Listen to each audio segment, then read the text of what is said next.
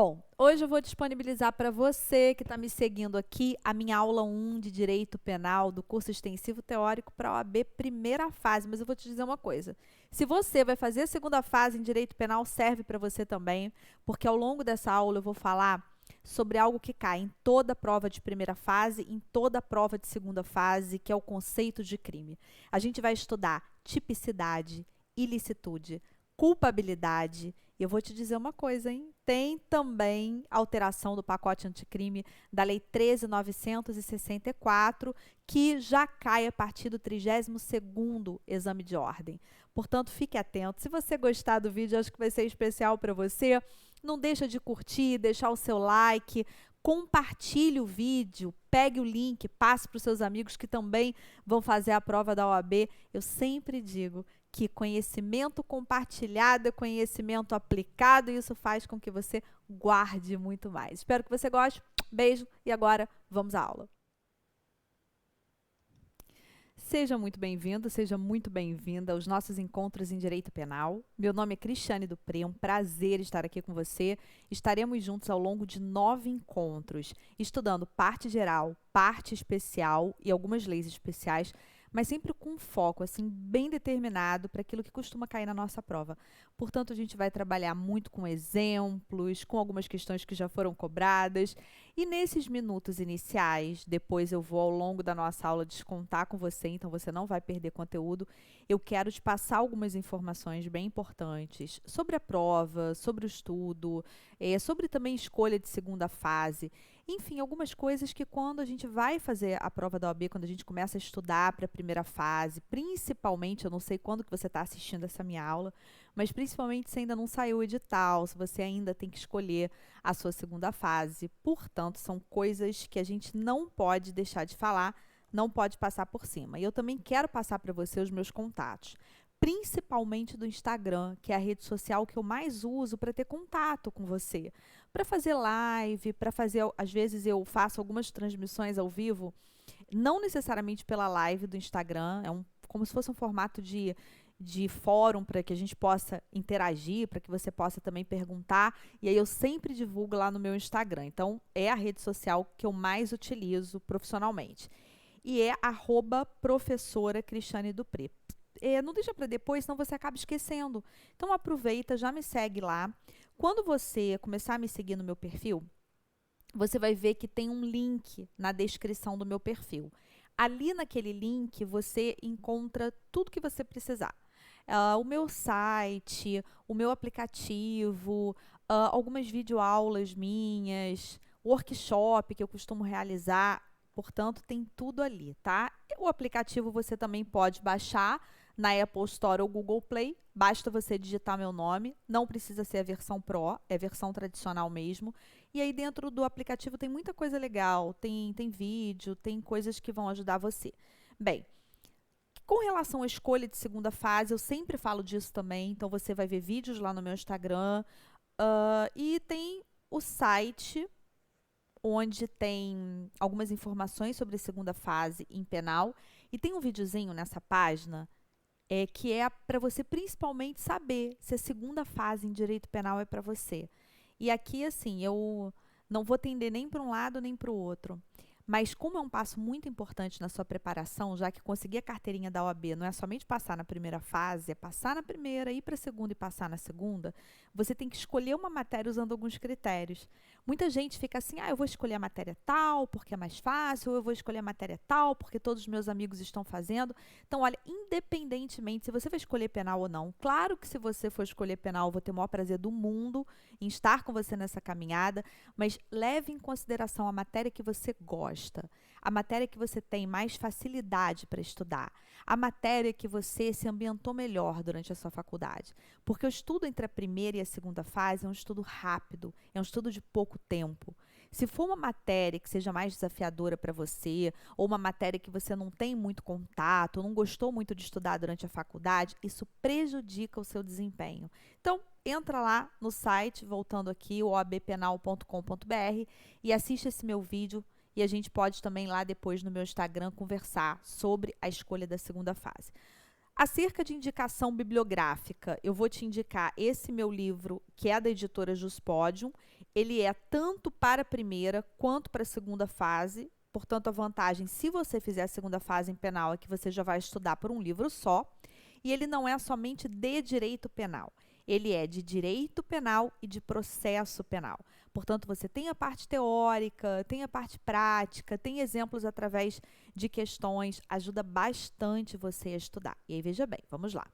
Provavelmente, você já tem uma primeira pergunta a fazer, que é sobre o pacote anticrime. Ele cai ou ele não cai nesse nosso exame? Cai, a lei já entrou em vigor, o edital já sai posteriormente à entrada em vigor da lei. Isso foi discutido em exame de ordem antes da lei entrar em vigor, ou seja, aqueles editais que saíram antes da lei entrar em vigor. Então, como a lei já está em vigor, a gente não tem nenhuma discussão, o pacote anticrime, ele cai normalmente. Lógico que todas as nossas aulas já vão ser gravadas de acordo com a lei 13.964, combinado? Bem, se você quiser se cadastrar no meu site, eu também estou deixando para você aqui, o site é o cristianedupré.com.br. Quando você se cadastra e eu faço alguma aula gratuita, alguma aula online, uma palestra online, eu envio para você lá pelo site. É fácil, logo na primeira página, embaixo da minha foto, tem o campo para você colocar o seu nome e o seu telefone. Bem, e agora, antes de nós iniciarmos o nosso conteúdo, mas lembrando, você não vai perder nada de matéria, tudo isso que eu estou falando aqui é importantíssimo para você, e você vai perceber isso principalmente com o andar do teu estudo, com o caminhar das aulas. Eu quero conversar um pouquinho com você sobre aprendizagem. Além da minha formação em Direito, eu sou também neurocientista, formada pelo Instituto de Psiquiatria da UFRJ, e eu resolvi estudar neurociências para dar uma ênfase em neuroaprendizagem, para poder ajudar pessoas como você, que estão se preparando para a OAB ou que estão se preparando para um concurso e que às vezes cometem alguns equívocos durante esse processo de aprendizagem, não sabe exatamente como seguir. Então, eu trouxe, logicamente, algumas dicas rápidas, porque a gente vai entrar no nosso conteúdo, e eu trouxe a primeira, na verdade, em formato de uma pergunta para você. Você sabe qual é o seu canal de aprendizagem preponderante? Canal ou estilo de aprendizagem? Basicamente, nós temos 3: visual, auditivo e sinestésico. Eu não sei você, eu sou mais sinestésica. Isso significa que eu aprendo melhor com base em exemplo, com base em caso concreto. Quando você descobre qual é o seu estilo de aprendizagem preponderante, você pode se aproveitar disso para te facilitar. Se você é mais visual, você vai trabalhar mais com cores, com mapas mentais. Se você é mais sinestésico, você vai trabalhar muito com questões, com exemplos, com algumas técnicas específicas de estudo. Se você é mais auditivo, você pode gravar pequenos resumos da aula e ir escutando isso durante o seu estudo, durante o seu processo de aprendizagem. O autoconhecimento, ele ajuda muito. E eu quero que você entenda o seguinte: assistir videoaula, que na verdade não é assistir, né? Eu brinco, eu digo que você não pode assistir porque não é videosérie, não é filme. Você tem que estudar a videoaula. Várias vezes aqui, durante a nossa aula, eu vou falar para você, faz uma pausa estratégica aí, aperta o pause, pega o seu vade-mecum, lê esse artigo, pega no material, lê esse pedacinho aqui, porque é isso que vai fazer com que você faça uma coleta de dados adequada, porque é isso que você está fazendo na hora que você está vendo a videoaula. Você está coletando dados, você ainda não está estudando.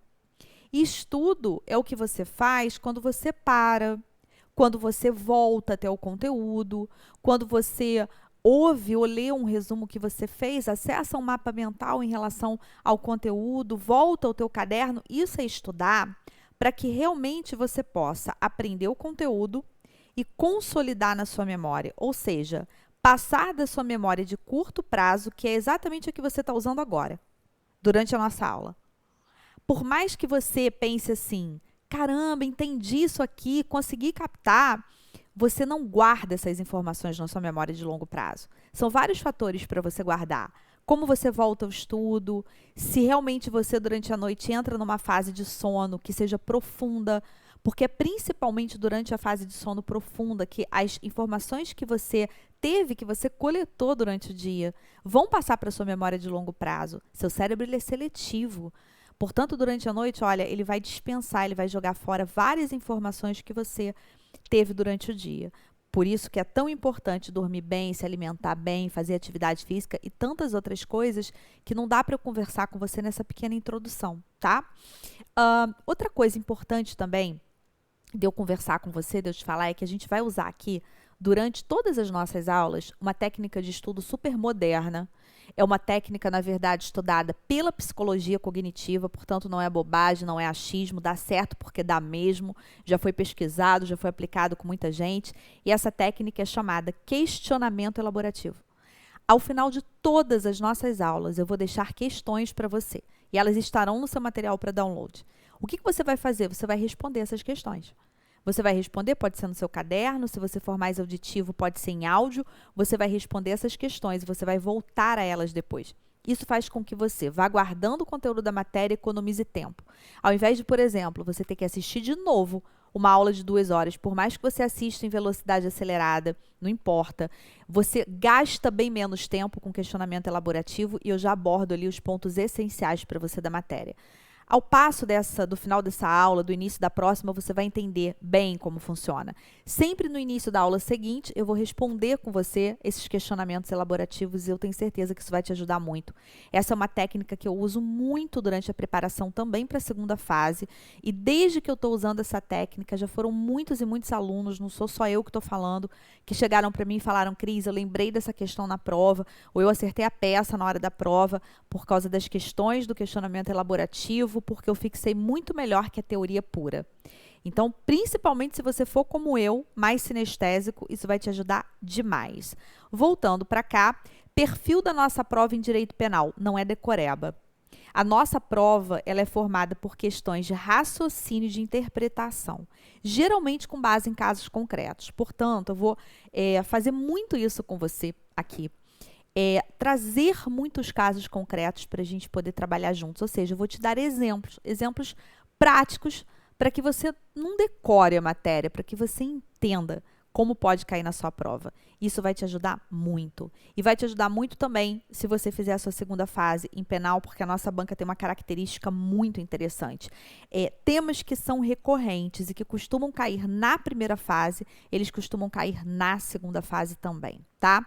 Bom, então agora a gente vai começar o nosso conteúdo e como eu te prometi que você não vai perder conteúdo nenhum, eu vou pegar exatamente esses 11 minutos que eu falei com você de coisas importantes e vou distribuir para você ao longo dos nossos blocos, tá? Ou seja, os nossos blocos eles vão ter um pouquinho mais que 30 minutos para que você não perca nada de conteúdo e ainda tenha acesso a essas informações que às vezes ninguém te fala, ou que você não sabe durante a faculdade e que te dão um insight para você ler um pouquinho mais sobre isso, conhecer um pouco mais sobre o processo de aprendizagem, conhecer mais sobre a banca, sobre a prova e fazer uma prova com muito mais tranquilidade, tá? Então eu espero poder te ajudar também em relação a isso e não somente com direito penal. Vamos lá, então?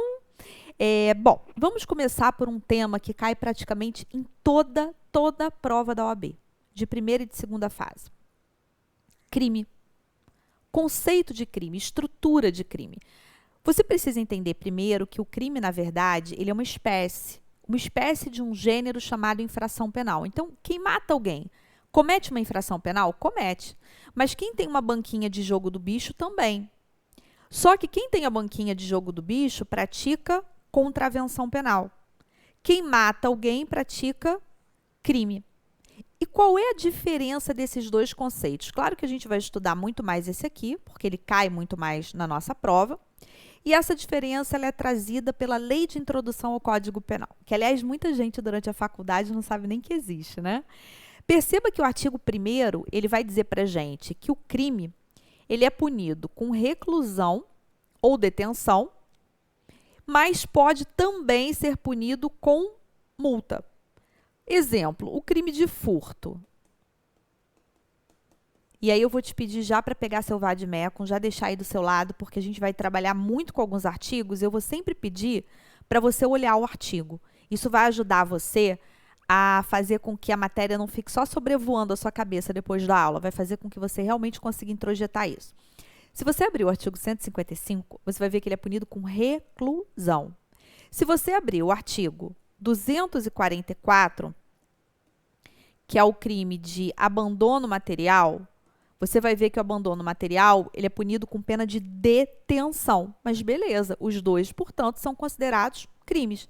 Agora, se você abrir na nossa Lei de Contravenções Penais, que é o Decreto-Lei 3688 de 41, de preferência, conforme eu for falando, você vai se acostumando com a minha metodologia ao longo das nossas aulas. Eu sou chata pra caramba, eu repito muito, mas é proposital, tudo faz parte de uma estratégia para que você ouça a minha voz no dia da prova. E quando você falar assim para mim, Cris, eu não aguento mais ouvir você falar disso aqui, eu vou ficar super feliz com a minha chatice, porque eu vou ter certeza que eu tatuei aquilo no teu cérebro, tá? Então, sempre, sempre esteja com o seu vade-mecum em mãos para seguir as nossas aulas e sempre faça pausas estratégicas durante as nossas aulas para olhar para os artigos. É horrível quando a gente erra uma questão por um detalhe bobo. Imagina você saber o que é mais complexo, mas você não lembrar de um detalhezinho porque você não pegou a lei para ler. Por mais que a nossa prova não seja uma prova de decoreba, não costume cobrar letra de lei, é importante que você faça isso durante o nosso estudo.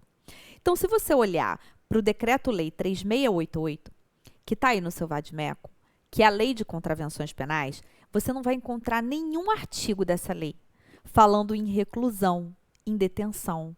Você vai encontrar artigos trazendo como sanção a prisão simples, trazendo como sanção a multa, porque dentro da Lei de Contravenções Penais, a gente só tem o quê?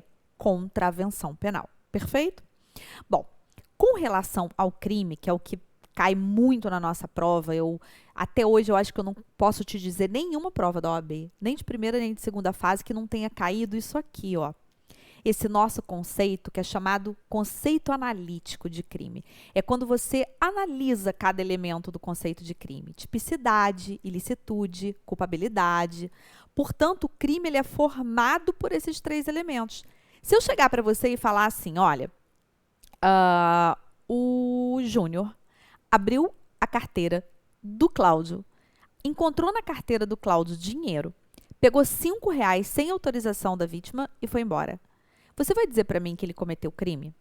Aí pode ser que você pense assim, Cris, cometeu. Ele cometeu furto.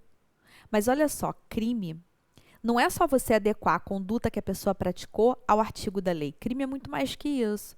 Pelo menos para fins de nós analisarmos um caso concreto na prova, é muito mais que isso. Eu tenho que analisar esses três elementos. Vai que ele abriu a carteira, tinha R$ 1.005 e ele só pegou 5. A gente tem crime? Você vai ver que não. Vai que ele pegou os R$ 5 porque ele estava passando fome e ele queria comprar um saco de arroz. Ele cometeu crime? Não. E a gente vai analisar isso também. Portanto, a tua visão na prova tem que ser trabalhar o exemplo de acordo com esses três elementos. Agora, deixa eu explicar uma coisa para você, e eu sei que a imagem vai parecer estranha. O que uma escada de piscina está fazendo aqui? Eu quero que você imagine que você está numa piscina. E aí você está dentro da água. E você vai sair da piscina. Você vai colocar o seu pezinho no 3º degrau? Não, né? Você vai colocar o seu pezinho no 1º degrau. E é isso que eu quero que você faça na hora da prova. Como assim? Entenda que esses três elementos aqui, a gente precisa analisar um de cada vez. Primeiro eu analiso tipicidade, depois eu analiso ilicitude, depois eu analiso culpabilidade. Tem que ser um de cada vez. Eu não quero que você olhe uma questão na prova e pense assim, eu tenho aqui estado de necessidade. Calma. Será que você não tem alguma coisa que exclua a própria tipicidade? E aí eu vou te dar um exemplo de uma questão muito interessante que caiu no 30º exame, que infelizmente muita gente se equivocou e errou. E eu fiquei feliz não porque as pessoas erraram, pelo amor de Deus. Eu fiquei feliz com as que acertaram, porque num aulão que a gente teve na véspera do 30º exame, eu falei desse exemplo. Me veio assim o exemplo na cabeça. E aí eu falei do exemplo e foi exatamente a questão que caiu na prova. Eu fui justamente falar dessa estrutura aqui do crime, porque ela sempre cai. Portanto, na revisão de véspera é importante a gente falar sobre o que sempre cai. E aí a questão era o seguinte, um sujeito que praticou ato libidinoso com uma jovem de 15 anos de idade. E a questão dizia que ela tinha consentido. Tradicionalmente, tá? O chamado consentimento do ofendido, ele é uma causa excludente da ilicitude. Aí muita gente olhou aquela questão e pensou de maneira mecânica assim, consentimento do ofendido, excludente de ilicitude, e marcou. Mas esqueceu que nessa escadinha você precisa subir um degrau de cada vez. Se você, antes de apressadamente olhar para a ilicitude, tivesse analisado a tipicidade, você lembraria o seguinte: nós não temos nenhuma previsão típica para quem pratica conjunção carnal com alguém de 15 anos de idade. Não temos. Porque no estupro de vulnerável, tem que ser menor de 14. Tranquilo? Ou então outra espécie de vulnerabilidade. No 213, tem que ter violência ou grave ameaça. Se a pessoa praticou o ato libidinoso com uma jovem de 15 anos e ela deixou, ela quis, ela participou, ela deu o consentimento, e nós não temos previsão típica, falta o quê? Tipicidade. Portanto, acertou aquela questão do 30º exame aqueles que disseram o quê? Que a causa era excludente de tipicidade. Quando você sobe essa escadinha assim, se você lembrar da piscina no dia da sua prova, você não vai errar nenhuma questão de crime. Você tem que lembrar da piscina e você tem que saber o que integra esse quadrinho. Eu vou colocar aqui para você visualizar o que faz parte de cada um desses elementos. Assim fica mais fácil. Eu gosto muito de fazer uma coisa com os meus alunos, isso vale para a primeira e para a segunda fase. Eu gosto de fazer a parede da aprovação. Vou te explicar o que é a parede da aprovação. Você vai pegar um lugar aí na sua casa que você olhe sempre. Pode ser a parede do seu quarto, mas não precisa ser nenhuma parede. Cris, estou com muita ansiedade, toda hora eu estou abrindo a geladeira. Então, coloque a sua parede da aprovação na porta da geladeira. Coloque num lugar em que você vai olhar muito. E tudo aquilo que eu falar para você que é mais importante, geralmente são coisas que têm quadro esquemático, você vai imprimir e colocar na sua parede da aprovação. Cris, eu gosto mais de visualizar no tablet, então você vai ter no tablet o seu arquivo da aprovação. Cris, eu prefiro um caderninho colorido, então vai ser o seu caderninho da aprovação. Faz isso, porque vão ser coisas que você vai visualizar de maneira repetida. E a gente só aprende alguma coisa na vida de duas maneiras. Ou sob alto e forte impacto emocional, e nem tudo na vida dá para ser assim. Como é que você vai estudar sob alto e forte impacto emocional? Jogando um balde de água gelada na sua cabeça toda vez que você vai estudar um conteúdo novo? Não, né?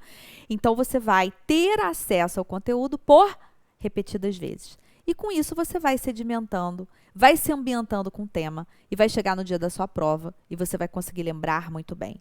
Portanto, a parede da aprovação, ela não é para fazer uma coisa bonitinha, não, modinha, não, não, não. É para você olhar sempre e guardar aquilo que é importante. Para não correr nenhum risco de você esquecer de voltar ali porque já está na sua parede, tá?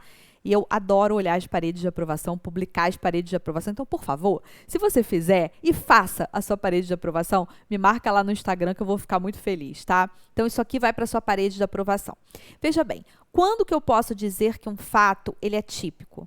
Quando há uma conduta que dá causa a um resultado que está previsto na lei.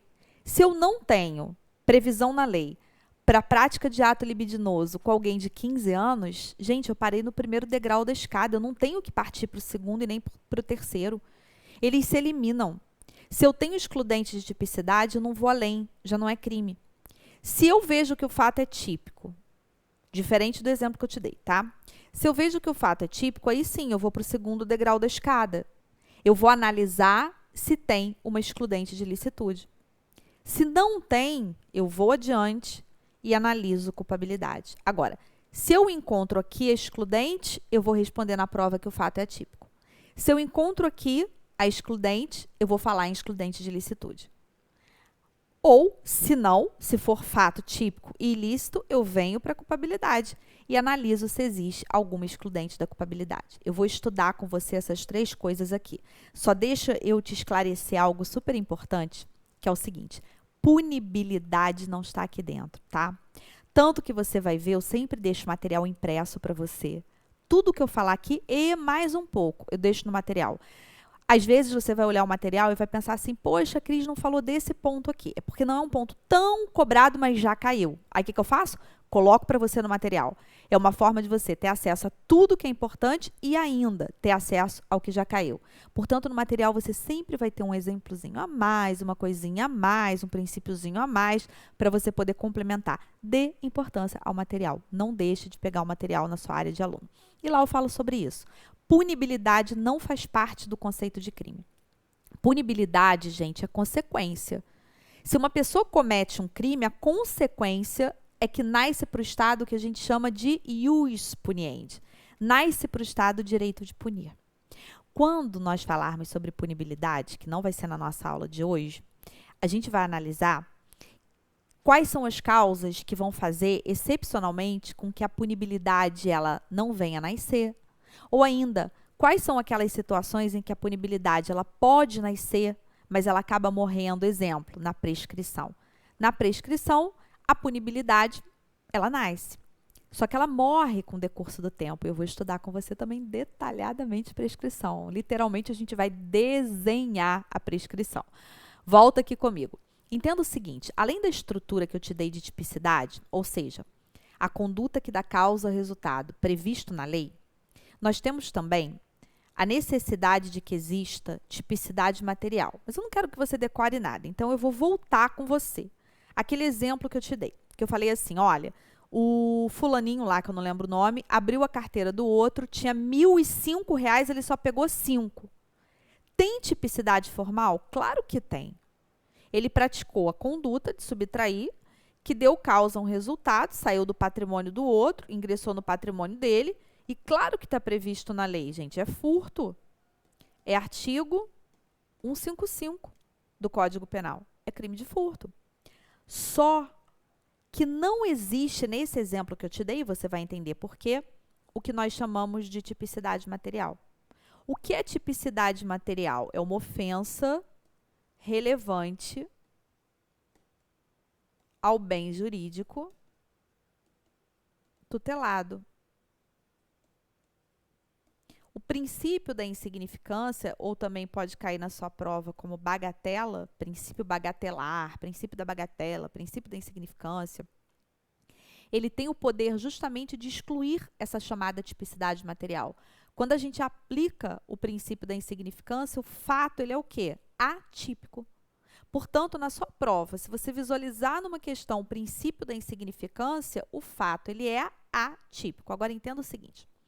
Os nossos tribunais superiores, STF e STJ, que, aliás, posicionamento dos tribunais superiores tem caído na nossa prova da OAB, por isso que eu sempre vou trazer para você aqui súmulas que envolvam o tema.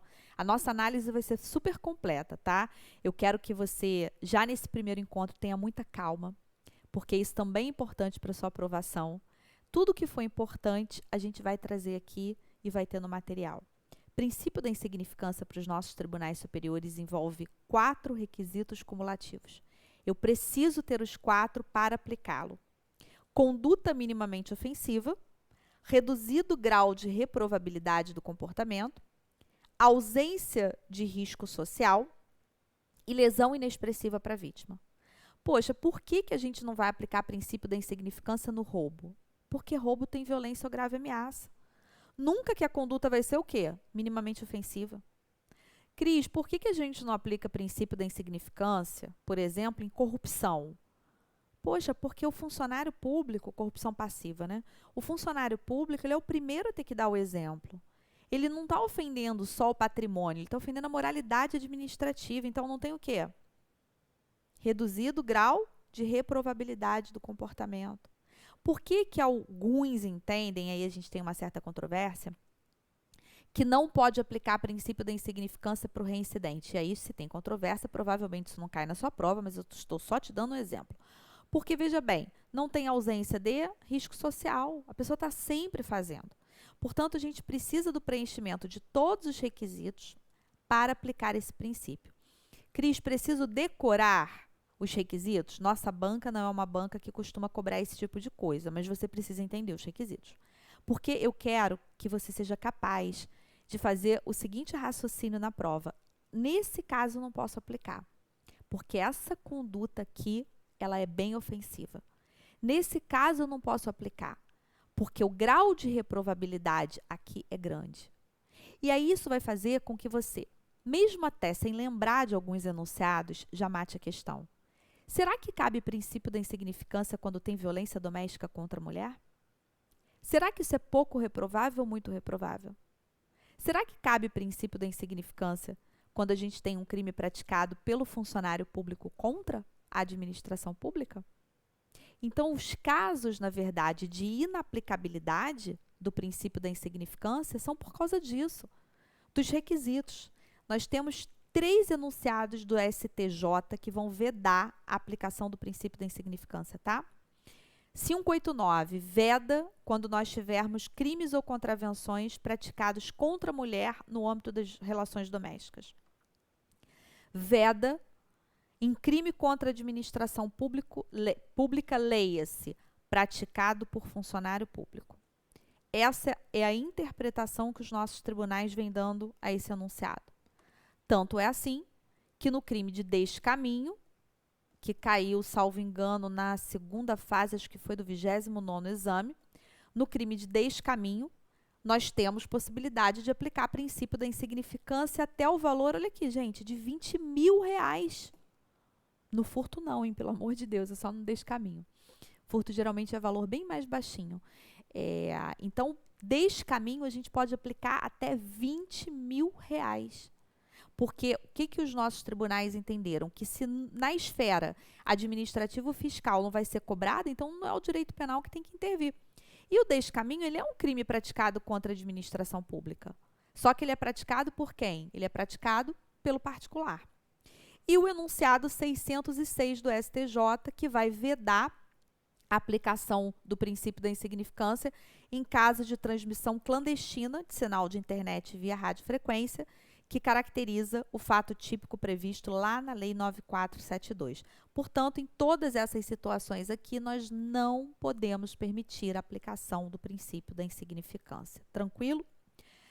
Sobre aquela estrutura que nós vimos da tipicidade formal, voltando aqui só para você lembrar, olha aí. Conduta que dá causa a resultado previsto na lei. Eu aqui na aula eu vou focar com você na conduta e deixei no material complementar para você fazer a leitura nexo causal. Resultado é tranquilo, né? No homicídio, a morte de alguém, enfim. Só que eu tenho algumas coisinhas só para complementar com você que eu vou fazer na nossa aula de hoje e previsão legal, tá no artigo. Sobre a conduta, eu gostaria que você entendesse que a conduta no direito penal, ela pode ser dolosa ou culposa, e ela pode ser comissiva ou omissiva. Comissiva é um fazer. Se eu furto algo de alguém, eu estou fazendo. Se eu omito socorro a alguém, eu estou deixando de fazer.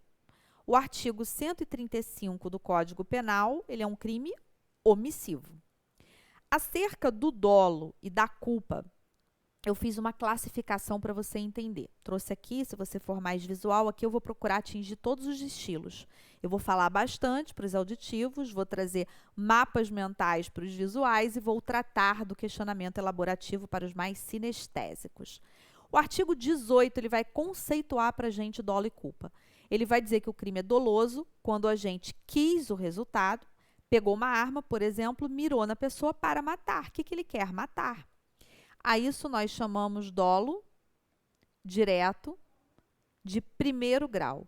Cris, se isso é dolo direto de primeiro grau, deve ter o de segundo, né? Tem sim, não está no artigo, mas já caiu na nossa prova, caiu, salvo engano, no 26º ou 27º exame.